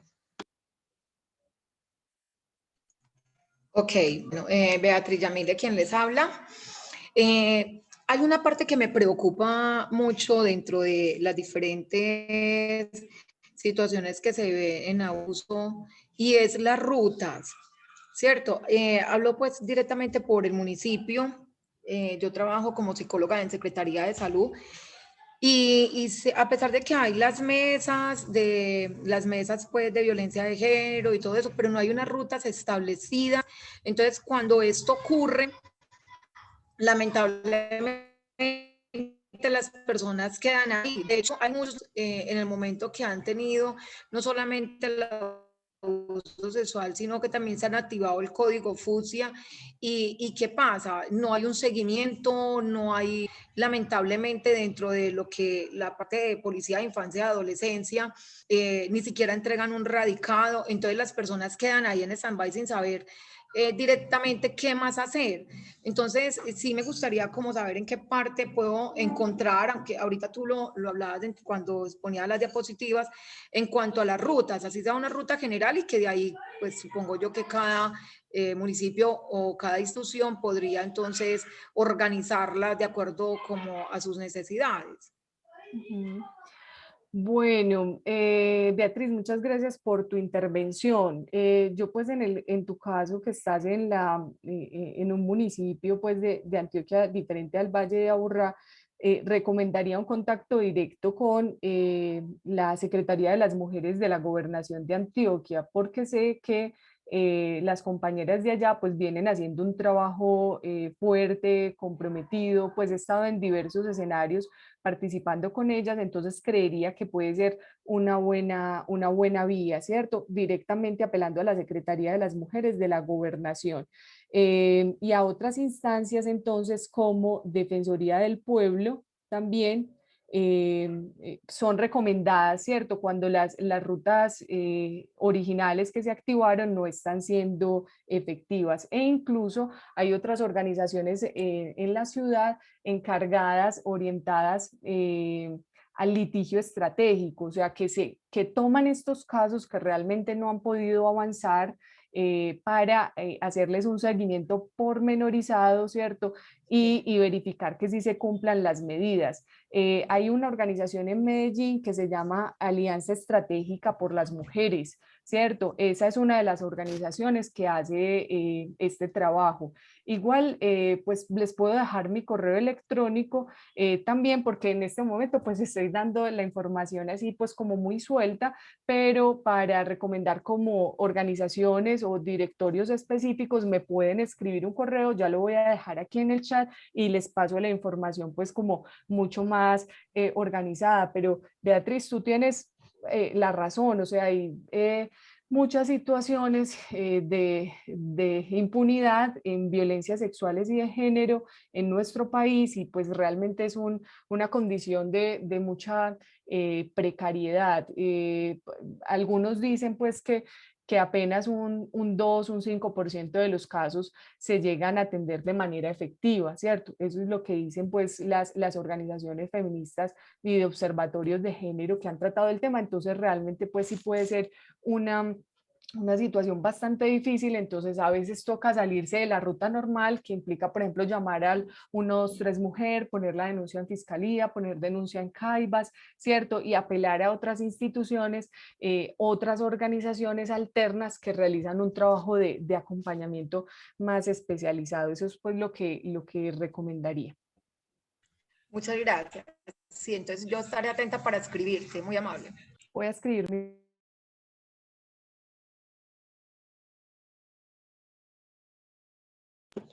Profe, tienes el micrófono apagado. Muchas gracias. Sí, eso veía que había algo raro. Bueno, pregunta la señora Mariana Gutiérrez Peña. Respecto a la atención al victimario, me gustaría saber qué tipo de metodologías y qué temas a tratar serían pertinentes allí, porque considero que debe ser algo más allá de lo pedagógico. Ujú.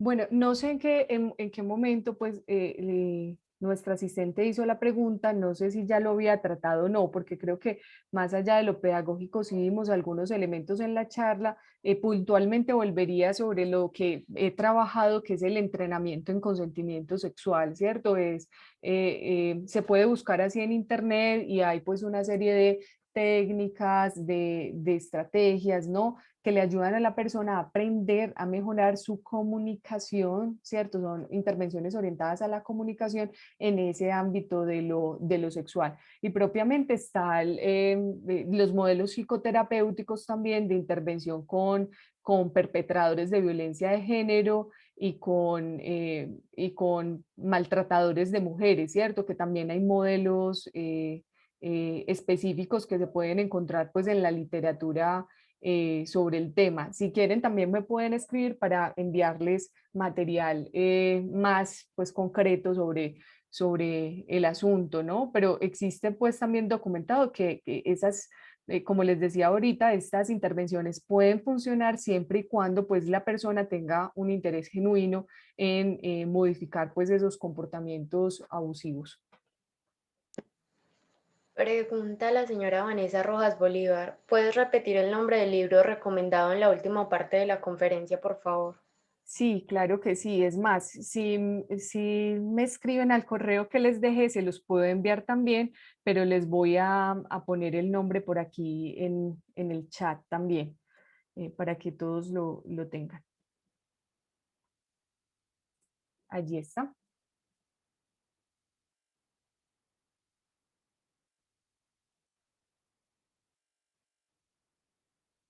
Bueno, y finalmente, y aprovecho también para recomendarles que dentro de las actividades de COPRESE, el comité pues que trabaja estos asuntos en la universidad, tendremos varias charlas en este semestre.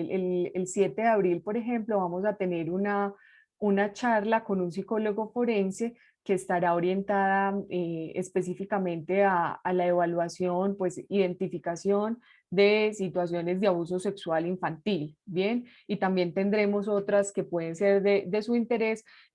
Toda la publicidad de las charlas se estará pues movilizando a través de las redes de la universidad, pero van a ser en esa primera semana de abril, pues después de que lleguemos de Semana Santa, retomemos actividades, toda la semana va a haber un conjunto de charlas sobre estos temas. Bueno, dado que no tenemos más preguntas, concluimos este espacio, no sin antes agradecerle a la psicóloga Luisa Fernanda Duque por su intervención y a todas las personas que nos acompañaron en este espacio. Los invitamos a continuar participando de los encuentros académicos que les estaremos compartiendo. De nuevo, mil gracias y feliz noche para todos. Muchas gracias a todos los asistentes y a la oficina también de egresados por esta invitación.